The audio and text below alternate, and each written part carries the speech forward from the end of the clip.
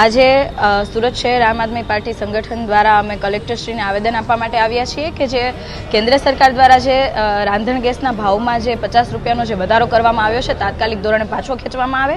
આર્થિક પરિસ્થિતિ ખૂબ ખરાબ છે, મોંઘવારીની સામે લોકો લડી રહ્યા છે અને આપણને પણ ખબર છે કે આર્થિક પરિસ્થિતિ નબળી હોવાના કારણે એની સામે ના લડી શકવાના કારણે ઘણી બધી આત્મહત્યાના કિસ્સાઓ આપણે જોયા છે।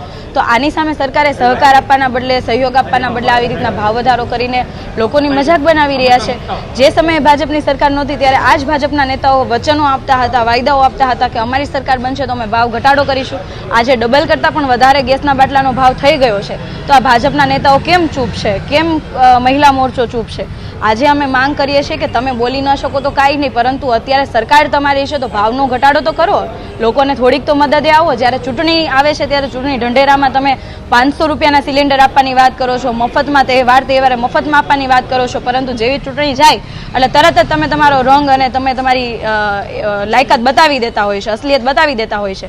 તો અમારી માંગણી એવી છે કે તાત્કાલિક ધોરણે આજે ભાવ વધારો થયો છે એ પાછો ખેંચવામાં આવે।